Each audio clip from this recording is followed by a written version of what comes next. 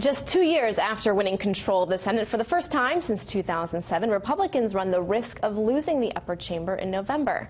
34 Senate seats are up for grabs. Republicans must defend 24 of those, including the most competitive seats, such as Indiana. That's where Republican Congressman Todd Young is running a tight race against Evan Bayh, a Democrat who previously held the seat for 12 years, and he also served as Indiana governor. Congressman Young joins us now from Indianapolis. Thank you so much for joining us, sir. In full disclosure for our viewers at home, we did invite Senator Bayh on the program. He's unable to join us today, so we'll make sure to keep this segment as fair and balanced as possible. But my first question is, if you rewind back to July, there was this big gaping lead between you two, and now we've seen those polls really get tighter. So I want to ask you, do you attribute that to you being an outsider? You know, actually, I think it's the fact that my message is one that is resonating with Hoosiers. Hoosiers understand that Washington's broken. We need solution-oriented people prepared to work in a bipartisan way to fix Washington.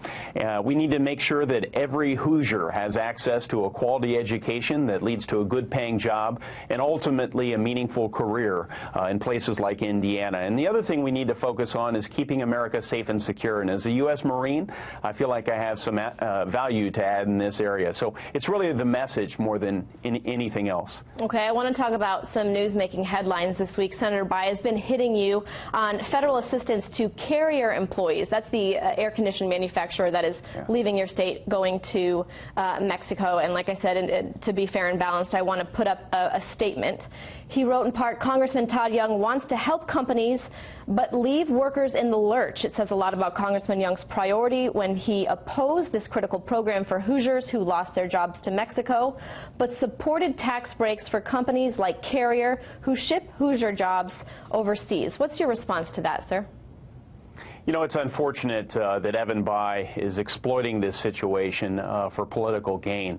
I feel for these Carrier workers and their families, and clearly the Obama-Clinton policies have failed them. What really led to job losses here in the state of Indiana among Carrier employees is the undue regulatory burden foisted upon their company by laws like Obamacare. My opponent cast a deciding vote for Obamacare. We wouldn't have it if not for Evan Bayh's vote. So I want to repeal that law, replace it with something, a bipartisan health care reform that actually brings down health care costs. The other thing driving some of Carrier's challenges is we have the highest corporate rate, tax rate in the industrialized world.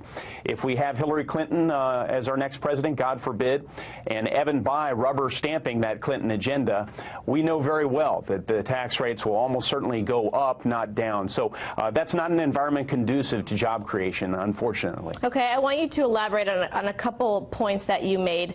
Job loss and the tax rate. Specifically, Evan Bayh has come out against some trade deals. What are you telling voters? Because if you look at some statistics, in the state of Indiana, 17% of the job force is manufacturing. I mean, that's almost 20,000 jobs. That's a huge number of employment there. So what are you telling voters when it comes to whether or not you support any of these trade deals? Yeah, so I try not to make political issues where, frankly, they don't exist. Evan Bayh has consistently supported opening up foreign markets. For whatever reason, he no longer supports making sure that Indiana agriculture producers and manufacturers have access to 95% of the world's consumers, which are outside of the United States. I do not support the Trans-Pacific Partnership. There are a number of provisions within that agreement that I find unacceptable. But with that said, if we want to make sure we have good auto worker jobs, we want to make sure that Indiana remains the largest manufacturing state in the country, we need to make sure that we open up those foreign markets. We also need to make sure that in today's era of global supply chains, that we're not taxing at every level of production our different manufactured goods. So I think Evan Bayh used to understand that. For whatever reason, he's changed his policy. I also, it's important, want to add that I'm for strong trade enforcement, and I've done a number of things during my short period in Congress to emphasize I support changing current ways that we enforce trade deals, and we can do better on that front. Well, Congressman, I certainly wish we had more time. I'm getting the rap in my ear, but you know, it's safe to say that every Senate seat matters, yours in particular. There's a lot of people watching your race. We'll look for you on the debate on October 18th. We thank you very much for joining us today, sir, and good luck on the trail. Thanks so much.